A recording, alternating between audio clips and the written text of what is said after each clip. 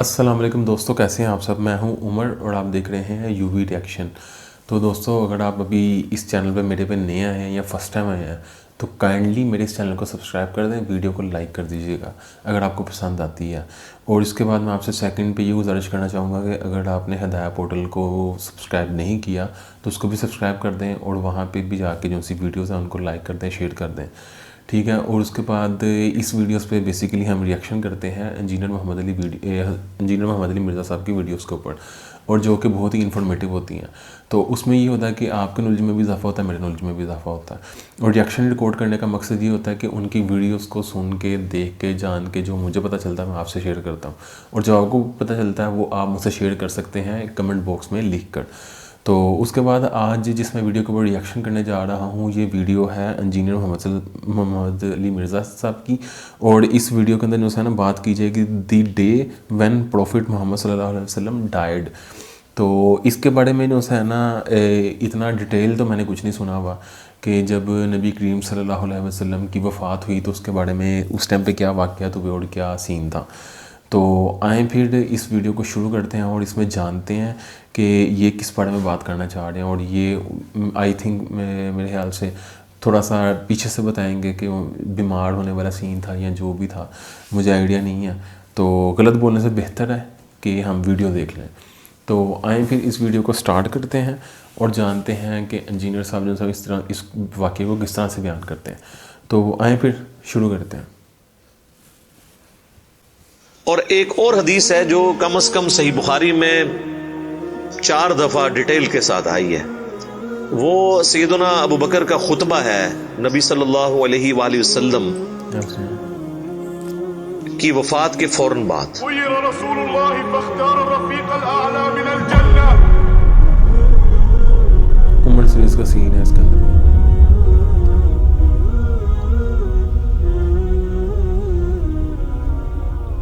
اس کے اوپر میری الگ سے بھی کئی ایک ویڈیوز ریکارڈڈ ہیں جس میں میں نے وہ احادیث ڈسپلے بھی کی ہیں صحیح بخاری کے اندر، کہ جب نبی صلی اللہ علیہ وآلہ وسلم کی وفات ہوئی تو سیدنا ابو بکر جو ہے وہ حجرہ عائشہ میں داخل ہوئے، چونکہ محرم بھی تھے، اور اس حال میں کہ انہوں نے دیکھا کہ مسجد میں جھمگٹا لگا ہے اور سیدنا عمر جو ہے وہ تلوار اٹھائے کھڑے ہیں کہ جو کوئی کہے گا کہ محمد صلی اللہ علیہ وآلہ وسلم دنیا سے جا چکے ہیں تو میں اسے قتل کر دوں گا۔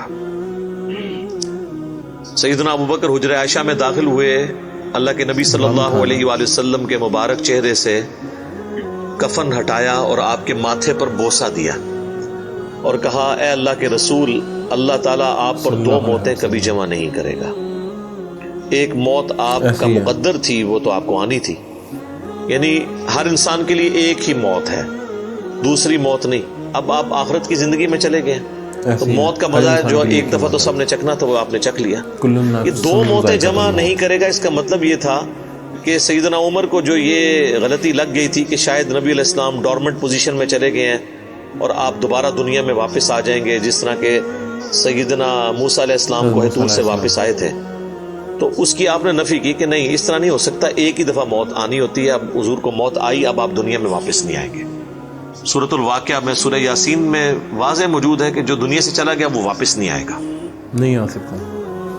اور اس کے بعد سیدنا ابو بکر، صحیح بخاری کے الفاظ ہیں، مسجد نبوی میں آئے اور دیکھا کہ سیدنا عمر کے گرد لوگ جمع ہیں، تو ایسی ہے وہ سیدھا ممبر پہ چڑھے اور کہا عمر کو اس کے حال پہ چھوڑ دو۔ یعنی اس وقت حضرت عمر کو یعنی سمجھانے کی لوگ کوشش کر رہے تھے، تو انہوں نے کہا ان کو چھوڑ دے، آپ میری طرف متوجہ۔ چونکہ سیدنا ابو بکر کا ایک مرتبہ اس حوالے سے سیدنا عمر سے بھاری تھا، لوگ ان کی طرف متوجہ ہوئے، تو انہوں نے ممبر پر چڑھتے ہی پہلا جملہ حمد و ثنا کے بعد جو بولا، وہ پاکستان کے قانون 295C میں کروڑوں لوگ شاید اسے گستاخانہ جملہ سمجھتے ہیں۔ کیوں؟ اگر ان کو پتہ نہ ہو کہ یہ سیدنا ابو بکر کا خطبہ ہے۔ ہم نے سوشل ایکسپیریمنٹ بھی کیا ہے اس پہ، کسی کو بتایا کہ بھئی یہ دیکھیں، اگر کوئی شخص یہ کہے کہ جو شخص محمد کی عبادت کرتا تھا وہ جان لے کہ محمد مر چکے ہیں، اور جو اللہ کی عبادت کرتا ہے وہ جان لے کہ اللہ زندہ ہے، اسے کبھی موت نہیں آئے گی۔ تو آگے سے جواب سننے کو ملا، یہ کون گستاخ ہے جس نے یہ بات کی ہے؟ کوئی بھی نہیں, حضور کی تو عبادت کوئی بھی نہیں کرتا ہے, کون جملے بنا دے ہو. تو ہم نے بتایا یہ بخاری شریف میں کم از کم 4 جگہ موجود ہے. وما محمد الا رسول تو قرآن میں آیا نا. صحیح بخاری میں حضرت ابوبکر کے خطبے کے الفاظ یہ ہیں, من کان یعبد محمدا فان محمدا قد مات. جو کوئی بھی تم میں محمد کی عبادت کرتا تھا تو جان لے کہ محمد مر چکے. مات کے الفاظ ہیں. فإنه من كان يعبد محمدا فإن محمدا قد مات. ومن يعبد اللہ, اور جو کوئی اللہ کی عبادت کرتا ہے یا کرے گا, مضارع کا صیغہ استعمال ہوا ہے. فإن اللہ حی لا يموت, تو بے شک اللہ تعالیٰ زندہ ہے, اسے کبھی موت نہیں آئے گی. اللہ کو کبھی موت نہیں آئے گی. تو یہ خطبہ آپ نے یعنی پڑھا, اور پھر اس کی دلیل میں سیدنا ابو بکر نے قرآن کی یہی آیت تلاوت کی, سورہ آل عمران آیت نمبر 144. اور امام بخاری نے کتاب التفسیر چیپٹر جو قرآن کی تفسیر کا لکھا ہے صحیح بخاری کے اندر, اس آیت کو انہوں نے ہیڈنگ بنا کے یہ حضرت ابو بکر کا خطبہ نقل کیا ہے.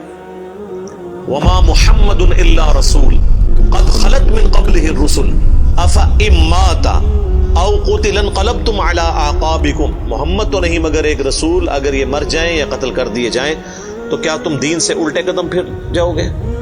نہیں. وما محمد إلا رسول قد خلت من قبله الرسل أفإن مات أو قتل انقلبتم على أعقابكم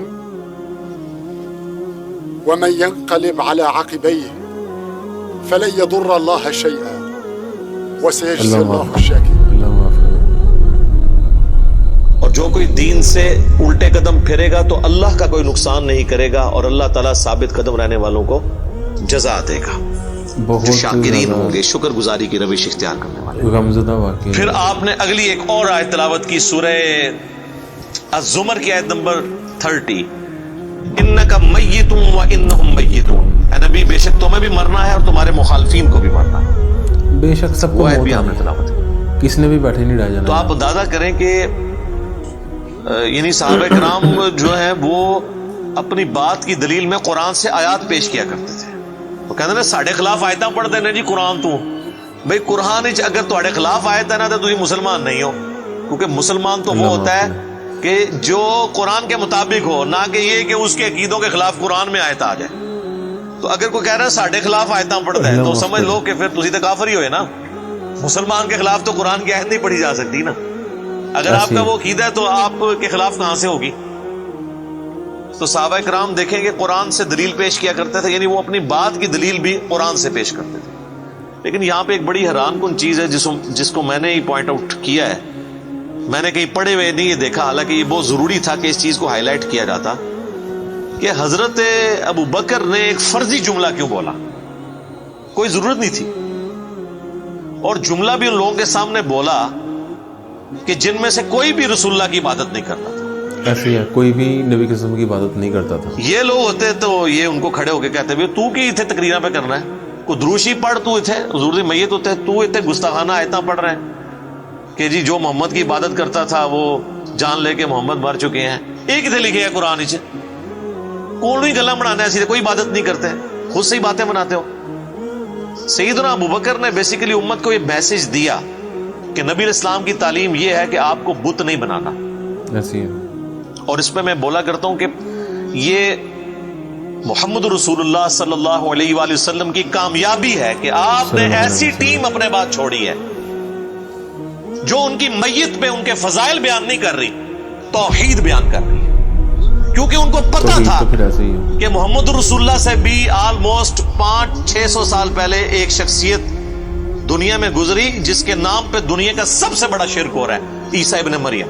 سب سے زیادہ نبی صلی اللہ علیہ وآلہ وسلم نے ایک دوسرا عیسیٰ ابن مریم بن جانا تھا اگر صحابہ کرام شروع میں اس معاملے کو کل نہ کرتے. اور یہ انہوں نے اپنی ذاتی اختراع نہیں تھی, یہ نبی الاسلام کی مبارک تربیت کا اثر تھا, کیونکہ صحیح بخاری میں موجود ہے, دیکھنا میری شان کو اس طرح بلند نہ کرنا جس طرح عیسیٰ ابن مریم کے ماننے والوں نے ان کو ان کی شان میں بڑھا دیا, ڈیوینٹی ان کے بارے میں کلیم کر دی. میں اللہ کا بندہ اور اس کا رسول ہوں, مجھے اللہ کا بندہ اور اس کا رسول ہی کہنا. ایسی ہے اللہ کے بندے. دیکھ لیں سیدنا ابو بکر نے عقیدہ توحید اس وقت امت میں راسخ کیا, یہاں تو کوئی پیر کوئی بزرگ مر جاتا ہے نا تو اس کی شان میں نغمے بنا لیے جاتے ہیں. یہ بھی دیکھ لیں آپ, کل خادم رضوی صاحب کی ڈیتھ کے اوپر وہ کسی نے راتوں رات بیٹھ کے ترانہ بھی لکھ لیا ہے, اور وہ ترانہ انہوں نے بڑے اچھے انداز میں اس کو گا بھی دیا ہے, اور ان کی میت کے اوپر وہ چل بھی رہا ہے. اور نبی علیہ السلام سے زیادہ تو کوئی تعریف کے لائق نہیں ہے نا مخلوقات میں, لیکن آپ کی میت کے اوپر کوئی درود شریف کی کوئی گھیٹیاں نہیں پڑیاں جا رہی ہیں, کوئی چادر نہیں کھلاری ہوئی, توحید کا خطبہ بیان ہو رہا ہے کہ اللہ کے نبی فوت ہو چکے ہیں. سیدنا عمر کے الفاظ ہیں صحیح بخاری میں, جب میں نے ابو بکر کا یہ خطبہ سنا تو میری ٹانگیں میرے جسم کا بوجھ نہیں اٹھا سکی. اچھا آپ لوگ قرآن و حدیث سنتے ہیں تو غصہ آ جاتا ہے. جب اپنے خلاف کوئی صحابہ قرآن و حدیث اپنے عقیدے کے خلاف سنتے تھے نا تو ان کی ٹانگیں ان کے جسم کا بوجھ نہیں اٹھاتی تھی, وہ اتنے پشیمان ہوتے تھے کہ میں غلط کانسیپٹ کے اوپر ہوں, میں فوراً رجوع کروں. اور سیدنا ابو بکر کے خطبے کے بعد سیدنا عمر کہتے ہیں مجھے یقین آ گیا کہ حضور فوت ہو چکے ہیں. اور پھر بخاری کے الفاظ ہیں, صحابہ کہتے ہیں کہ ہم کئی دن تک ہماری یہ حالت تھی, جب ہم ایک دوسرے کو ملتے تھے نا تو ہم یہ آیت سناتے تھے, وما محمد الا رسول قد خلت من قبلہ الرسل. یہ سورہ آل عمران کی آیت نمبر 144, تاکہ ہمیں یہ یقین آ جائے کہ نبی علیہ السلام دنیا سے جا چکے ہیں. ایک دوسرے کو یہ آیت سنایا کرتے تھے, گستاخانہ آیت, یہ تو گستاخانہ ہی کہتے ہیں نا. یہ ہوتے تھے جناب ایک دوسرے نو کچھ اور ہی سنا دے, ناتا سنا دے رہتے. تو صحابہ نے ظاہر ہے انہوں نے تو مشن لے کے چلنا تھا نا, ان کو تو پتا تھا کہ پیغمبر کا کام ہے اللہ کا پیغام دنیا تک پہنچانا.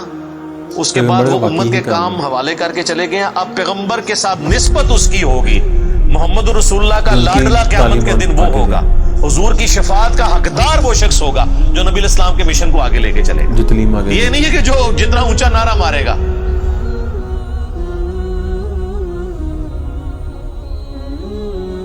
یہ چیز نہیں. ہم لوگوں نے تو اس حوالے سے بالکل کانسیپٹ جو ہے نا وہ بدل لیے ہوئے ہیں, چونکہ ہم نے قرآن پڑھا نہیں ہے اس لیے ہمیں اندازہ نہیں ہے کہ قرآن پاک میں نبی صلی اللہ علیہ وآلہ وسلم کا سچا محب اور سچا پیروکار کس شخص کو ڈکلیئر کیا گیا ہے, جو آپ صلی اللہ علیہ وآلہ وسلم کا مددگار ہوگا ان کے دین کے بارے میں. یہ بڑی سخت آیت ہے جی, یقین کریں انسان ہل جاتا ہے جتنی بار اسے پڑھتا ہے. آیت نمبر ہے 157 اور 158. الذين يتبعون الرسول النبي الأمي الذي يجدونه مكتوبا عندهم في التوراة. یعنی اہل ایمان کے بارے میں آ رہا ہے کہ یہ اس نبی کی پیروی کر رہے ہیں, اس نبی امی کی جس کا ذکر یہ لکھا ہوا پاتے ہیں اپنے پاس تورات اور انجیل میں. یأمرهم بالمعروف, جو انہیں حکم دیتے ہیں نیکی کا, وینہاہم عن المنکر, اور روکتے ہیں انہیں برائی سے, ویحل لہم الطیبات, اور حلال کرتے ہیں ان کے لیے پاکیزہ چیزیں, ویحرم علیہم الخبائث, اور حرام کرتے ہیں خبیث چیزیں, یعنی اللہ کے اذن سے وہ شریعت کا پیغام پہنچاتے ہیں. ویدع عنہم اسرہم والاغلال التي كانت عليهم, اور جو بوجھ ان پر پڑ چکے تھے, جو ان کے گلوں میں توق تھے, جو خود ساختہ ایک قسم کی شریعت اڈاپٹ کر لی تھی, وہ ان سے دور کرتے ہیں. فالذین آمنوا, پس جو ان پر ایمان لائے, بہی, اس کے اوپر جو ان کے ساتھ نازل ہوا, وعزروا, اور ان کی عزت کرے, ونصروا, اور ان کی مدد کرے, واتبعوا النور الذی انزل معه, اور اتباع کرے اس نور کی جو ان کے ساتھ نازل ہوا, قرآن. اولئک هم المفلحون, یہی لوگ ہیں جو کہ فلاح پانے والے ہیں. یعنی اللہ تعالیٰ فرما رہا ہے کہ نبی صلی اللہ علیہ وآلہ وسلم کا سچا امتی کون ہے, جو کہ ایمان لے کر آئے ان پر, اس کے بعد ان کی عزت کرے. یہ تو دونوں آسان کام ہے. ایمان بھی لاتے ہیں لوگ, عزت ضرور سے زیادہ کر رہے ہیں. ظاہر ہے کہ جب یہ کہیں گے خدا کا پکڑا چھڑائے محمد, محمد کا پکڑا چھڑا کوئی نہیں سکتا, غلوف کر رہے ہیں. رسول اللہ کے سامنے یہ کوئی جملہ بول سکتا ہے؟ اللہ جس کو پکڑ لے گا نا, اس کو کوئی بھی نہیں چھڑا سکتا. نبی علیہ السلام اس کو چھڑوائیں گے نہیں, نبی علیہ السلام چھڑوائیں گے اس کو جس کو چھوڑنے کا اللہ اذن دے گا. ایسی جس کی اجازت کے ساتھ کوئی کسی کو نہیں چھڑوا سکتا. شفاعت بالاذن ہے. ہر دفعہ نبی علیہ السلام جا کے سجدہ کریں گے اور اللہ تعالیٰ اذن عطا فرمائے گا. اور مقرر کرے گا تعداد کہ اتنے لوگوں کو جن کا ایمان اس لیول کا ہے ان کو نکال لیں، جن کا ایمان اس لیول کا ہے ان کو نکال لیں۔ نبی علیہ السلام اپنی مرضی سے کچھ نہیں کر سکتے، یہ تو عقیدہ ہی گستاخانہ ہے۔ تو اللہ تعالیٰ ہمارا ایمان لاؤ اس نبی کے اوپر، عزت کرو وَنَصَرُوا، اور مدد کرو ان کی کاز میں، ان کے مشن میں، وَاتَّبَعُوا النُّورَ الَّذِي أُنزِلَ مَعَهُ، اور اتباع کرو اس نور کی جو ان کے ساتھ نازل ہوا یعنی قرآن۔ اولئک هم المفلحون، ایسے لوگ ہیں فلاح پانے والے، یہ لوگ فلاح پائیں گے۔ تو فلاح کے لیے صرف ایمان لانا ضروری نہیں ہے بلکہ رسول اللہ کی مدد بھی کرنی ہے، آپ کی عزت اور تعظیم کے ساتھ آپ کی مدد اور قرآن کی پیروی۔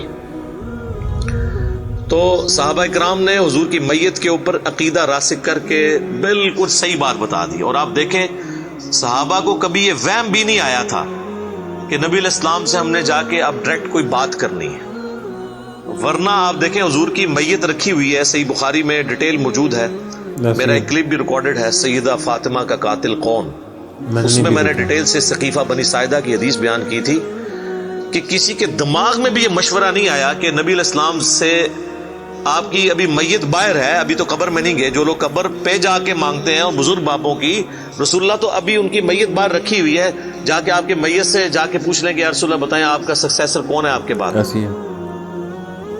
کسی کو وہم نہیں آیا۔ بعد کے لوگ پتہ نہیں کیا کیا دعوے کرتے ہیں، دعوے آج کل بہت بڑے بڑے کرتے ہیں۔ اچھا جی، ویڈیو ختم ہو گئی۔ اچھا جی، تو یہ ہماری ویڈیو تھی دی ڈے وین پروفٹ محمد صلی اللہ علیہ وسلم ڈائٹ، تو جب نبی کریم صلی اللہ علیہ وسلم کی وفات ہوئی، وہ اس دنیا سے رحلت فرما گئے۔ تو اس میں جو سا ہے، سب سے پہلے یار میں ایک چیز کہنا چاہوں گا کہ میں اس ویڈیو کو جب ریکارڈ کر رہا ہوں نا، تو آئی تھنک اس ٹائم ہو گئے ہیں 2:54، ٹھیک ہے، 2:55 ہو گئے۔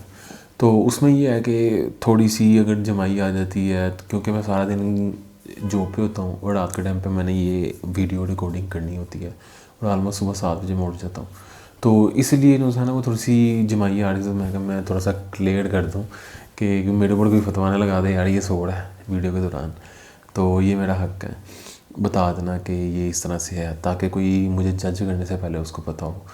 تو یہ ہے کہ چیز آپ کو پتہ ہے کہ دو چیزوں کو اکٹھا چلانا ذرا مشکل ہوتا ہے۔ اور اس کے علاوہ بیک ٹو دا ٹاپک اگر ہم آتے ہیں تو اس میں یہ ہے کہ اس میں نبی صلی اللہ علیہ وسلم کے آخری لمحات کو بتایا گیا کہ کس طرح سے حضرت عمر رضی اللہ تعالیٰ کا بتایا گیا کہ وہ تلوار لے کے کھڑے ہو کر جی خبردار اگر کسی نے کہا کہ نبی کے وفات پا گئے ہیں تو میں اس کی گردن اتار دوں گا۔ اس کے بعد پھر حضرت ابو بکر صدیق آئے اور انہوں نے جو ہے وہ سارے معاملے کو ہینڈل کیا، نبی صلی اللہ علیہ وسلم کے حجرہ مبارک میں گئے، آپ کے چہرے مبارک سے چادر کو ہٹایا، آپ کے ماتھے پہ بوسہ دیا، اور حضرت عائشہ صدیقہ جو سی ہیں ان کے والد تھے، تو ظاہری بات ہے میڈم تھے تو ان کو بوسہ دیا اور پھر آ کے خطبہ کیا، تو پھر جو آیت انہوں نے بولی اس ٹائم پہ، تو آج آئی تھنک میرے ہاتھ سے سارے پاکستان جو ہیں وہ اس چیز کو سمجھیں گے کہ یہ غصہ آیا ہے، جیسے انہوں نے کہا کہ جو نبی صلی اللہ علیہ وسلم کی عبادت کرتا ہے وہ جان لے کہ وہ اب نہیں رہے، اور جو اللہ کی عبادت کرتا ہے تو اللہ تعالیٰ کو کبھی موت نہیں آئے گی۔ تو میرے خیال سے بہت اچھا خطبہ تھا، اور یہ نبی صلی اللہ علیہ وسلم کی تربیت تھی کہ انہوں نے اس طرح کا خطبہ کیا۔ تو ہمیں اللہ تعالیٰ جو ہے ایمان کے ساتھ اس دنیا سے رخصت ہونے کی توفیق عطا فرمائے، اللہ تعالیٰ جو ہے ہمارے سارے گناہ کو معاف فرمائے۔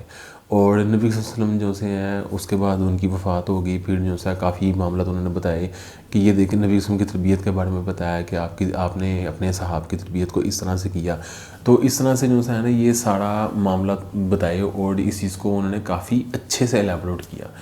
تو آج کا یہ ریئیکشن تھا میرا انجینئر محمد علی مرزا صاحب کی ویڈیوز کے اوپر۔ تو اگر آپ کو یہ ریئیکشن پسند آ رہے ہیں تو کائنڈلی میری تھوڑی سی سپورٹ کریں، میرے اس چینل کو سبسکرائب کر دیں، ویڈیو کو لائک کر دیں اور دوستوں سے شیئر کر دیں، اور دوبارہ ملاقات ہوگی ایسی ہی انفارمیٹیو ویڈیوز کے ساتھ جس میں آپ کے نالج میں بھی اضافہ ہو اور میرے نالج میں اضافہ ہو۔ تو چلیں پھر اس ویڈیو کو یہیں پہ ختم کرتے ہیں، اگلی ویڈیو میں ملاقات ہوگی جی، اللہ حافظ۔